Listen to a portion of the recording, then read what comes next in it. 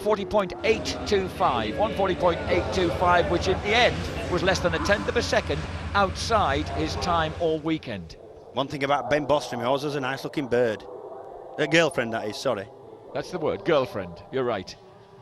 Right arm, it's all strapped up. He's going to start physio tomorrow. He hopes he might be fit for Imola. But right now, Lanzi on pole, Toseland in fourth place. The start absolutely crucial round here. And Corsa said he would get a blinder. He said he wanted to lead the early laps and check out. He certainly got a good start. Bike number 11, so too has Haga from the second row of the grid. Vermeulen's with him though, and Lanzi's off. Lanzi's gone straight on.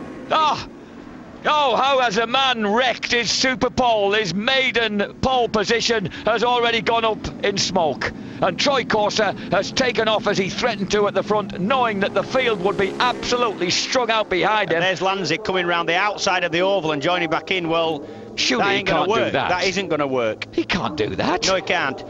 He's rejoined in about third place.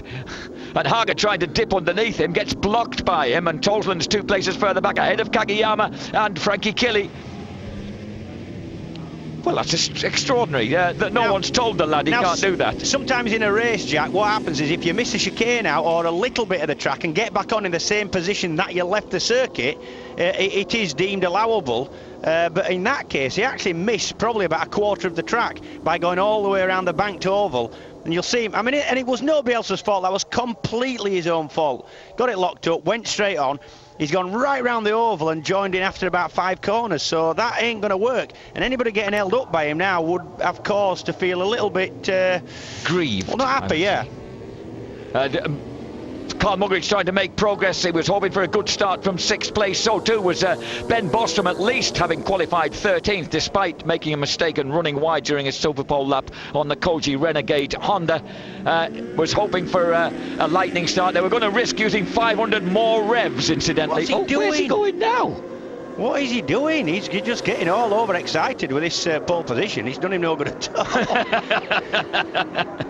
And the thing is that these two, and Vermeulen has gone through to the front. What a lovely move by the double race winner from last weekend at Assen, who said the biggest problem is getting used to such a tight, twisty circuit and not going as outrageously fast as you do when you're at Assen. But Lanzi, surely Lanzi will get black flag. Look at that. Did you see the way Haga dipped inside him on the Yamaha? He's got past. Yep.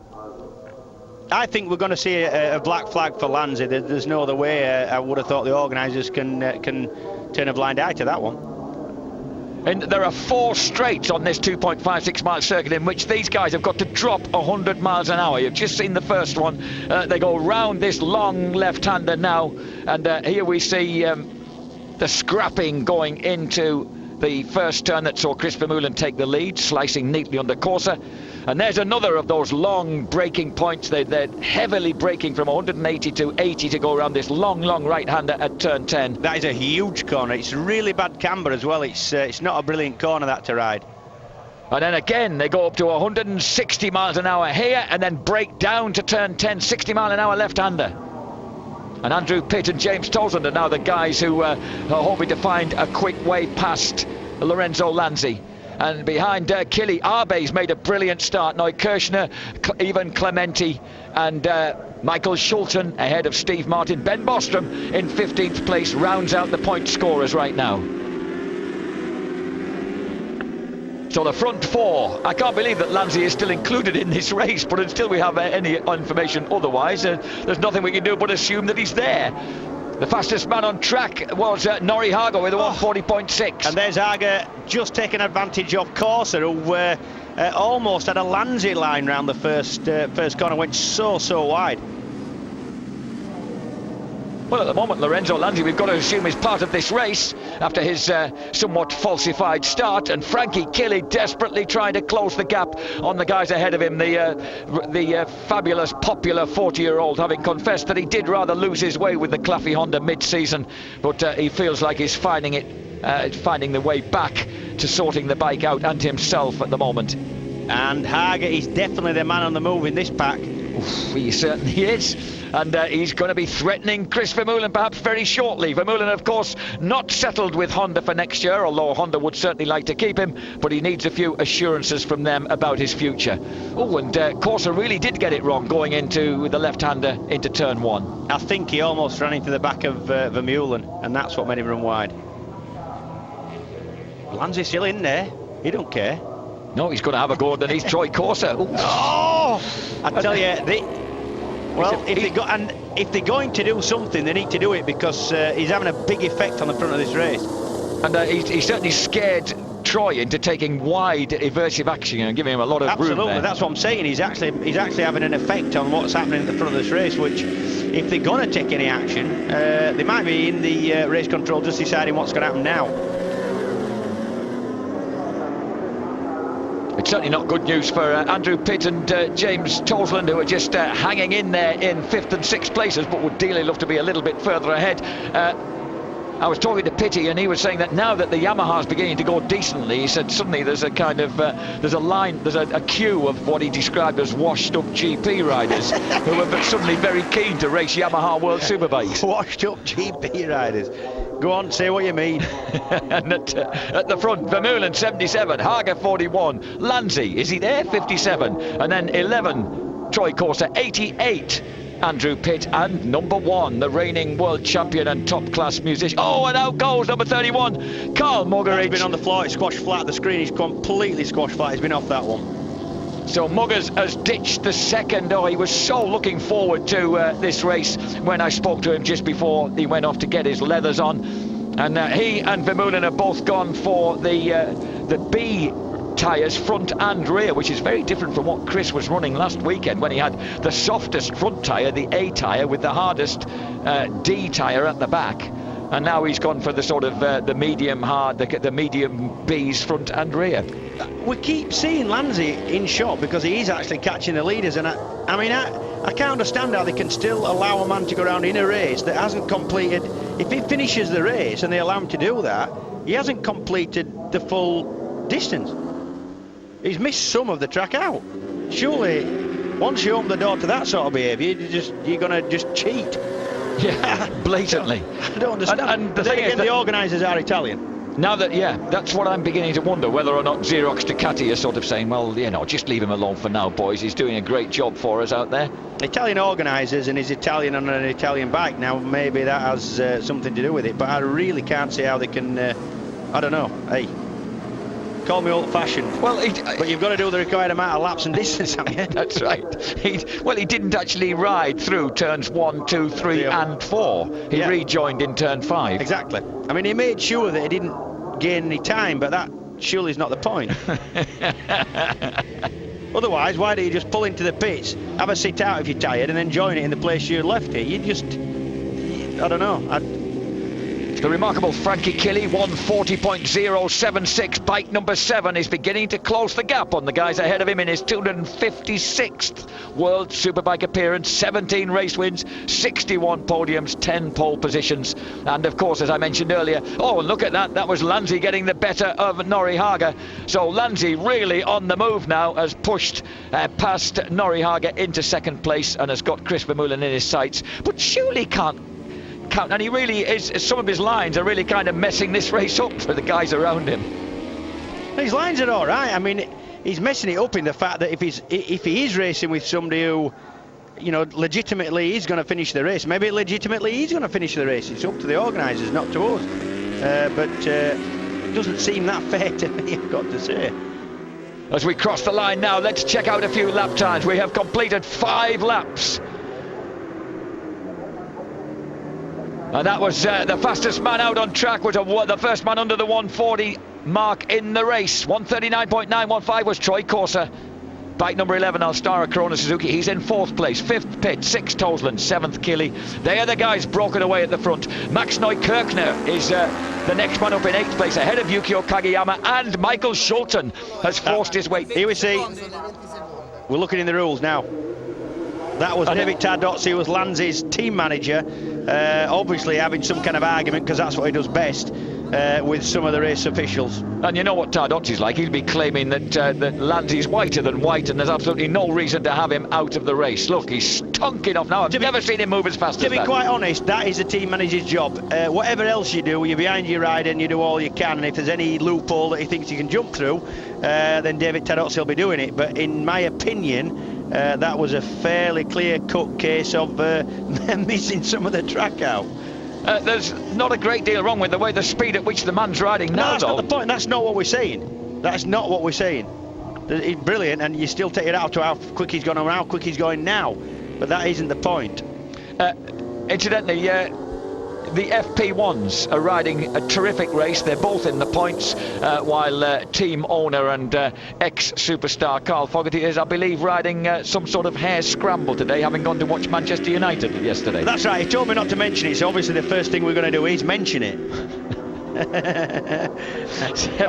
Carl actually still loves his motocross, and he's actually very, very good, and he's won about 3 or 4 rounds of this Air Announce Championship, and he's class, so he's keen to keep a bit of momentum going with it. You get the impression that Toseland is desperate to find a way past Andrew Pitt, and he's going to have to start really applying some pressure to Pidgey now, with 6 laps complete out of I was going to say out of 24. I think, in fact, they've dropped a lap. They've dropped a lap. Yeah, I think absolutely, if they didn't 23. let him fill up with fuel after the extra warm-up lap, then for sure they're going to drop a lap off the race.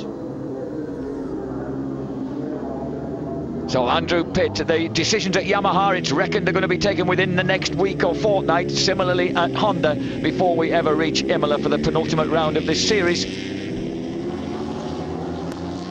At the moment, Troy Corser on 370 points. Chris Vermeulen, current leader of this race, on 284.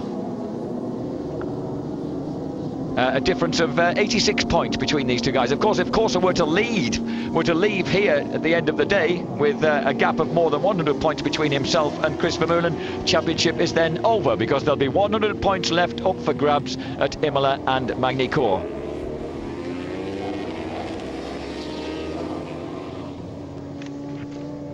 Lorenzo Lanzi pushing them.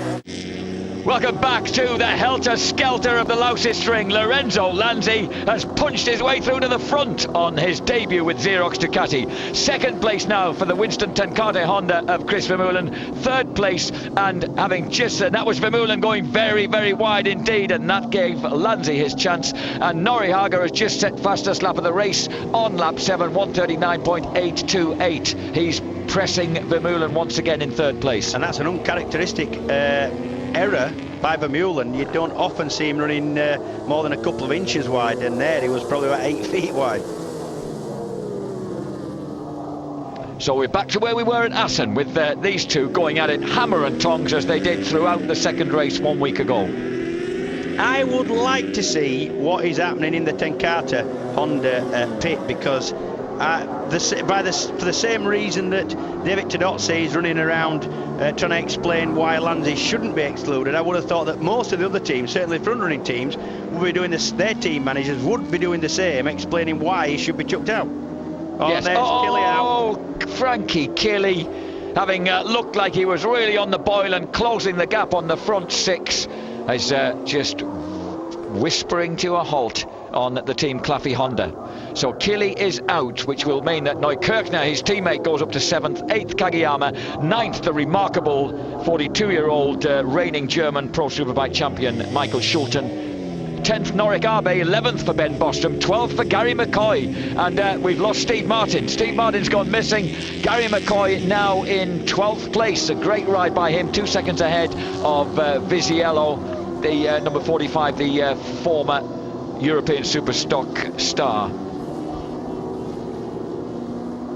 And whatever else you say about Lanzi, about maybe he's going to finish this race legitimately, or maybe not.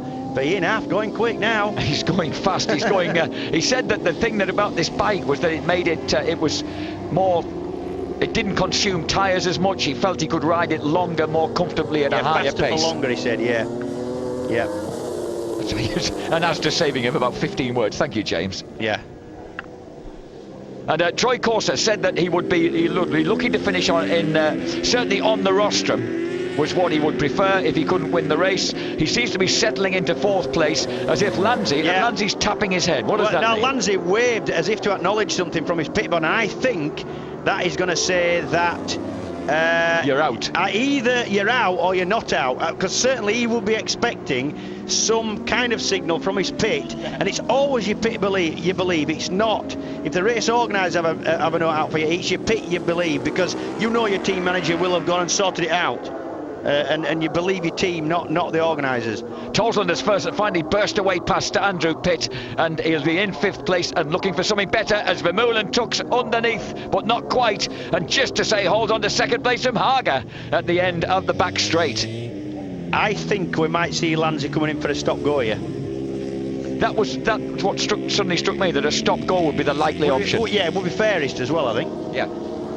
So Lanzi at the moment in the lead, apparently. 2nd Vermeulen, 3rd Haga, 4th Corsa, 5th Toseland, 6th Andrew Pitt, 7th place for Max Neukirchner, 8th Kagayama.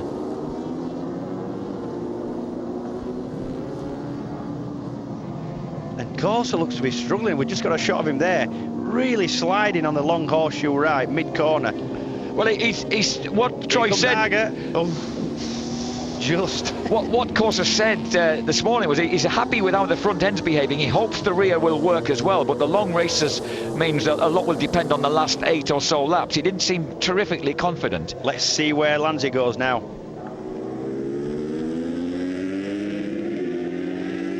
And he goes up the pit lane, you're right. And Lorenzo Lanzi, very mature behaviour from the Harold Daniel lookalike. He's checked across with his pit. He knows he's been brought in probably for a ride through. But he's getting a lot of support from David Tardozzi. That means he's just got to ride through at something like 40 mile an hour. 55 kilometres an hour is the speed limit in the pit lane. If you do exceed that, you get another ride through. It's weird. I once came in for the stop-go, because I jumped the start, exceeded the speed limit in the pits and had to come in again for another stop-go. So they'll do that for you for as many times as it applies. Now, Troy Corsa, of course, has now been gifted his podium place he was hoping might be his. He's now sitting there in 3rd place, and perhaps he'll now think, OK, I've got a bit of clear track ahead of me, let's see what I can do about the leaders. Yeah, the rest of the lads must have been expecting that. Certainly the ones that were behind him when he ran off the track, Lanzi that is, must have been expecting him to disappear out of the race at some point. But to be honest, all credit to him, he's not a threat in the championship. It won't make any difference to his championship finishing position, likely as not, and he has run up front for several laps and caught and passed the leaders in the World Championship, so he's done his job already now, no matter where he finishes now. Pretty impressive. Really impressive. Sebastian Jambert and Giovanni Bussai have benefited with moving into 14th and 15th places into the points, ahead of Brignola now in 16th place, another Italian former World Supersport rider who has been drafted in on the NCR Caracci Ducati team to replace Lorenzo Lanzi, because of course they'd only just fired Fonzo Nieto, so they found they hadn't got a rider for this weekend. Chris, lap 12, position 1, lead 0. That means 12 to go generally. You normally sorry, 11 laps gone, 12 to go. Yeah, you normally have your lap board counting down the laps. Normally, some riders have it going up the laps. Now again, Nori Haga seems to have just dropped slightly off the Honda on that lap. There was a 140.3 from Vermeulen, a 140.54 from Haga, 140.45 there from Troy Corsa.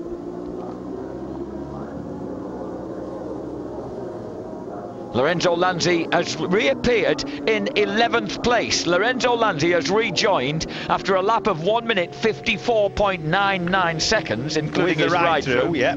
Has rejoined in 11th place, just ahead of Gary McCoy. In fact, quite handsomely ahead of McCoy by about 7 seconds, and only half a second behind Ben Bostrom. And there he is. There he goes under Ben Bostrom, tucking underneath the Koji Renegade Honda. Come on, Ben, see if you can live with him. Ben Bostrom, who was having problems in the right-hander with catching his foot under the rear brake. Hang on, Bostrom's done a 141.2. We know Lanzi's capable of definitely a 39. It would be probably a mistake for Mr. Bostrom to try and keep anywhere near him, to be honest. Well, you know, I was just hoping it might inspire a man who's finished 4th here in the past on the L&M Ducati. Oh, don't worry, I want him to go as well as you want him to go. At the moment, going well. Chris Vermeulen at the front, looking that comfortable riding style of his. He's just looked wonderful contrast with Norrie Haga. Nitro Norrie looking as if he's willing that Yamaha Italia Arm 1 round the track. Yeah, he's got a really economical style, and that means, and I mean economical in a physical sense. He doesn't actually move too much on the bike, doesn't Chris Vermeulen? He just basically sits on it, sticks the knees out. He doesn't move around on the bike that much, which is normally physically a lot easier. It is a really economical style he's got, and a good style, and it doesn't make a lot of mistakes. That's a sharp crest with quite a bump at the top of it when they come onto the back straight. That's it. It's where the oval meets the sort of infield part of the track. This circuit, of course, it was built in 2000 on the site of an old open cast mine. And there is still a vast machine that the Tenkate mechanics have been out to see, an old mining machine. Yeah, that's half the size of a city, they say, and they reckon that they'd like to get their tools to it and make it work again. Yeah, it's a wheel miner. In its short history, of course, Louse's String has has produced a few unfortunate and epic results. It's got a huge, long test track out the back here, an enormous thing, two long straights with bank turns at each end. The lovable Michele Alboreto met his end there, and of course Zanardi lost both his legs in a horrendous crash coming out of the pits onto the back NASCAR.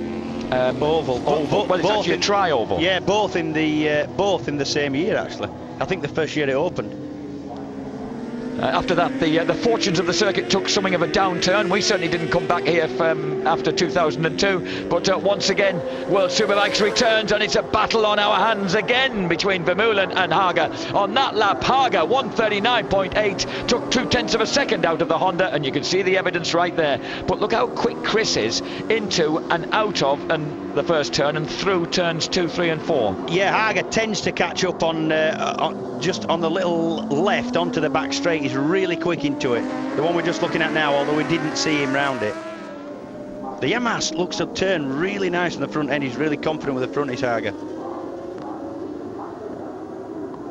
Norrie Arbe's just gone past us. And Neukirchner's moving up. Neukirchner now in 6th position. He's a man on the move. And lapping quicker than there's certainly one man in front of him.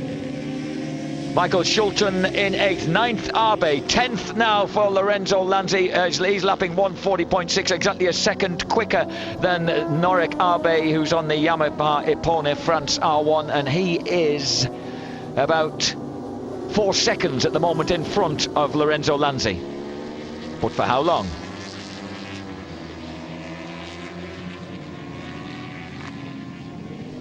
Lanzi, incidentally, 12th in the championship with 85 points, just 10 points behind Norrie Arbe. There he is, number 57, Lorenzo Lanzi, who gave himself that early birthday present with the qualifying in pole position in his first outing in World Superbikes. There's Michael Schulten, in fact, the next man in his sights. Norrie Arbe has got the better of Schulten on that lap. So Michael Schulten on what is basically a fairly stock Honda in terms of brakes, swing arm, shocks and everything else, with this tuned engine in it, riding a tremendous race. The 42-year-old who currently lies 3rd in the German Championship behind another former star of World Superbikes. Remember the lanky Austrian Andy Mecklau.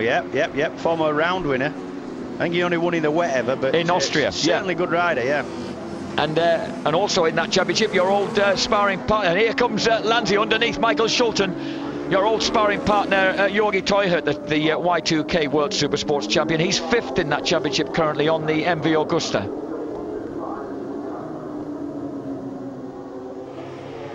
This is a tense battle at the front on that lap. 14 laps complete out of 23. 140.4 for Vermeulen, 140.7 for Haga. Giovanni Busai has set his fastest lap of the race on a 141.9 and is currently lying 13th ahead of Jose Luis Cardozo, and Brignola now has moved into the points. Gianluca Viziello, in problems on his R1, has dropped back to 16th. And it's strange at the front. Haga seems to be able to catch up on some parts of the circuit. Vermeulen seems a lot quicker and smoother on others. But Haga seems to be quicker on the last third of the lap. He seems able to really close that gap down. I wonder if he could do it sufficiently to actually mount a challenge in these closing stages. Yeah, this is the end of the lap and he's right with him. And somebody else in trouble, that is Gianluca Visiello. I mentioned that the Team Leone by Lorenzini Yamaha rider looked to be dropping down the lap charts, and there's the illustration of just why. Troy Corser just riding very consistently, matching the lap times of the guys ahead of him. Well, not quite on that lap. That time it was Norrie who was fastest on bike 41, 1:40.47.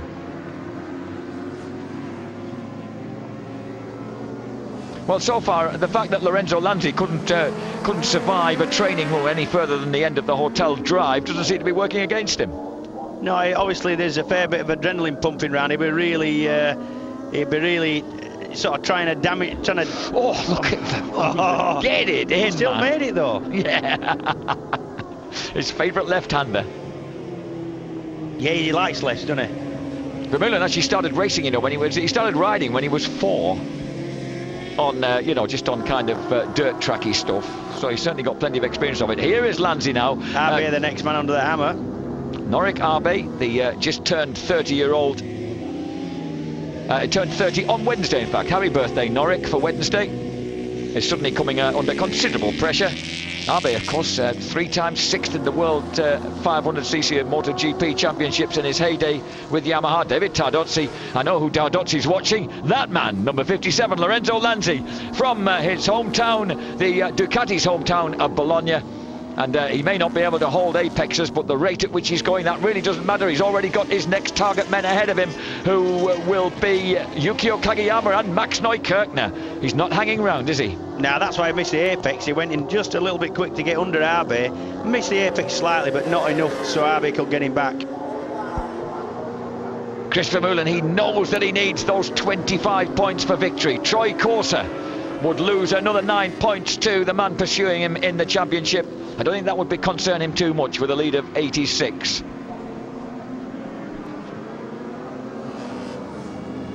Haga once more turning tight, closing the gap.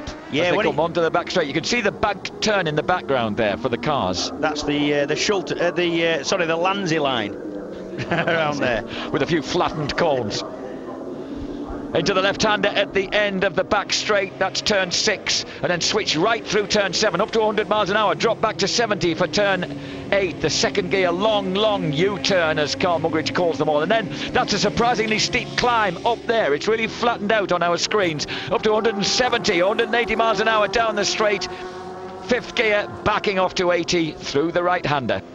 Noriyuki Haga, number 41, has survived a major out-of-the-seat moment here at the Lausitzring Ring. But he's still there. He's still clinging doggedly on to the leader, Chris Vermeulen. But the gap has just opened up a little smidgen after that mistake of Noriyuki's. Yeah, you do get the impression that Haga's given best to Vermeulen now.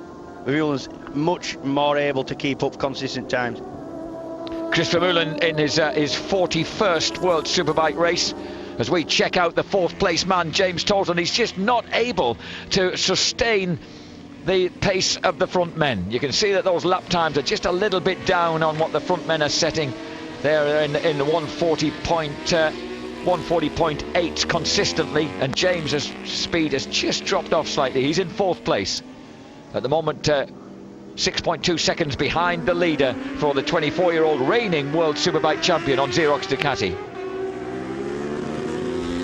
And of course his battle is on for 3rd place in the championship, especially with Regis Lacconi and number 41 Noriyuki Haga.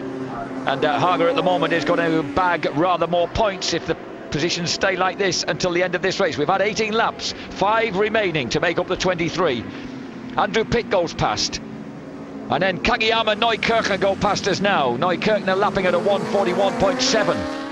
And obviously, and here comes Lanzi. Lanzi 140.6 goes past, and at the moment he's about 4.5 seconds behind Max Neukirchner on the Team Claffey Honda. But still lapping a lot quicker than the guys in front. And just when I've said that Haga's given best to Vermeulen, he catches him right up again. Never, I was actually going to say, never say that Norrie's given best to anybody. And I agree with you. Because you just never know. You don't. The little monkey's going to be back on your tail and pressing you hard.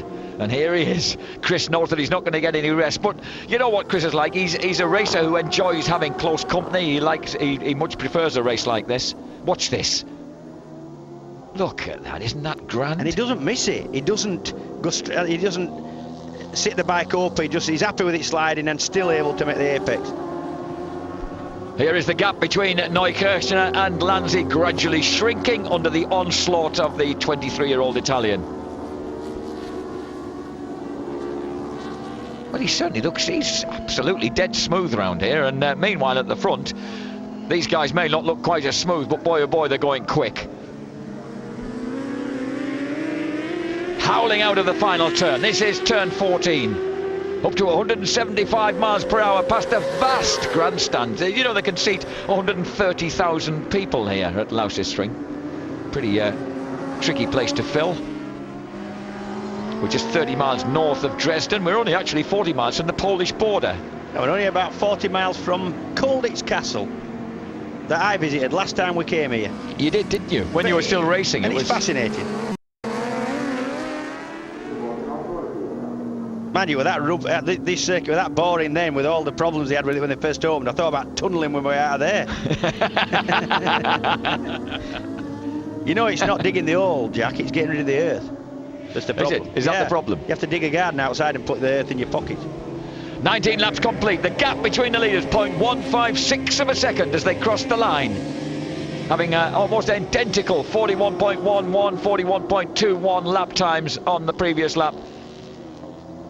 And Lanzi goes past us again, and this time he's lopped it down to 3.5 seconds. So he's taking a second a lap out of Max Neukirchner, which may or may not be enough for him to nab or even catch up with the 7th place German at the end of the race. And here comes Norrie. Norrie's having a little look. That is so bumpy. One of the problems you got here is there's 3 overtaking, or essentially 2 good overtaking points. But both of them are on the brakes, and both of them there's a lot of bumps going in, so it's really difficult to run offline to get up the inside of somebody. I was saying to you while we were off air on a commercial brake change, I'm so impressed with the way that Vermeulen can snap that bike over and change direction so confidently.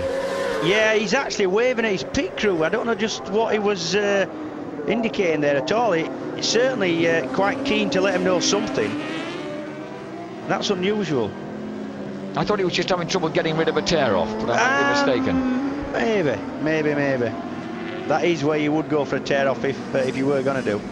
Through the tight uphill 45-mile-an-hour left turn at turn 5, bottom gear stuff, and then it's up towards 5th gear and 170 miles an hour down the back straight, and then you have to kick right back loose just over 100 miles an hour into turn 6, the left-hander 2nd gear, which was where Corsa made his vital mistake in Superpole and knocked it back to what he thought was 2nd, found he was in 3rd and drifted wide at the end of the straight, and that certainly cost him pole position. Yeah, one of the problems with the slipper clutches they've got now is when you used to go down the box without the slipper clutches, you could tell from the engine note just about what gear you'd gone into. Now the slipper clutch means that you don't hear the engine revving back up as you let the clutch out as you come down the gear, so it is easier to get it into a wrong gear.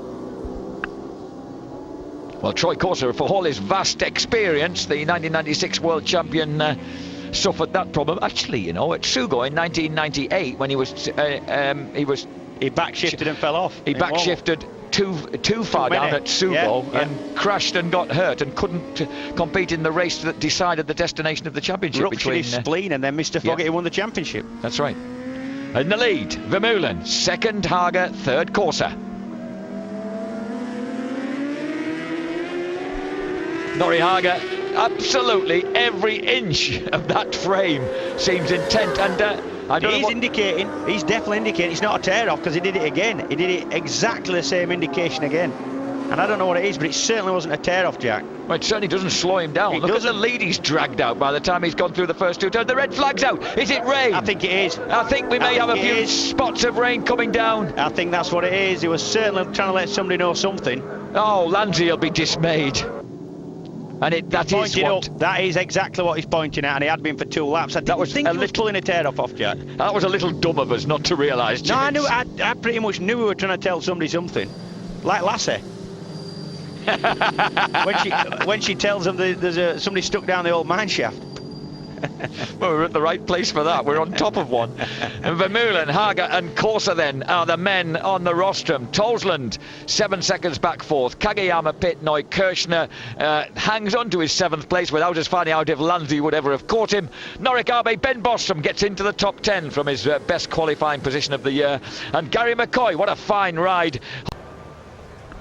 Nori Haga showing scant disregard for the Japanese national anthem. Yeah. Oh, he's more intent on well, the. Well, he would I remember be, he was.